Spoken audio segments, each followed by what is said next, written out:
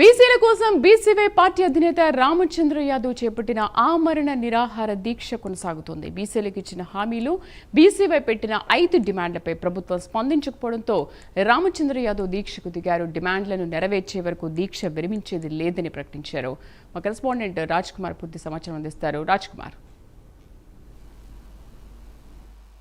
శ్రీదేవి, మొత్తానికి BCY party అధినేత రామచంద్ర యాదవ్ చేస్తున్నటువంటి ఆమరణ నిరాహార దీక్షకు అటు బీసీ సంఘాల నాయకుల నుంచి, అదేవిధంగా ఉన్నటువంటి బడుగు బలహీన వర్గాలకు సంబంధించినటువంటి కేడర్ దగ్గర నుంచి మంచి స్పందన లభిస్తుందని చెప్పుకోవచ్చు. ప్రత్యేకించి ఏదైతే ఇటు రాష్ట్ర ప్రభుత్వం ముందు ప్రధానంగా బీసీలు ఎదుర్కొన్నటువంటి 5 డిమాండ్లు ప్రధానంగా సమస్యలుగా ఉన్నాయో వాటిపైన ఇటు పోరాటం చేయాలని ఇప్పటికే రాష్ట్ర ప్రభుత్వం ముందు ఒక అల్టిమేటం జారీ చేసినటువంటి రామచంద్ర యాదవ్ ప్రత్యేకంగా వాటిపైన తీసుకోవాల్సినటువంటి నిర్ణయాలు ఏవైతే ఉన్నాయో వాటికి అనుగుణంగా కొంత సమయాన్ని కూడా ఇప్పటికే ఇవ్వటం జరిగింది. మరి ఈ నేపథ్యంలోనే పూర్తిగా కూడా ఇటు రామచంద్ర యాదవ్ ఇచ్చినటువంటి గడువు వరకు కూడా ఇప్పటికే ఉన్నటువంటి రాష్ట్ర ప్రభుత్వం ఎలాంటి స్పందించకపోవడంపై ఆమరణ నిరాహార దీక్ష చేస్తారని గతంలో ప్రకటించినటువంటి నేపథ్యంలో మరి ఆ విధంగానే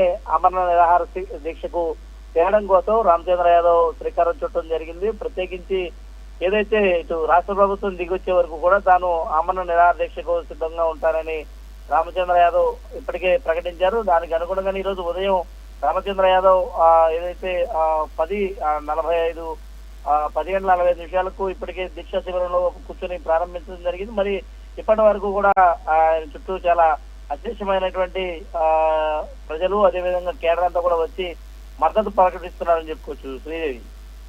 right Raj Kumar, thank you.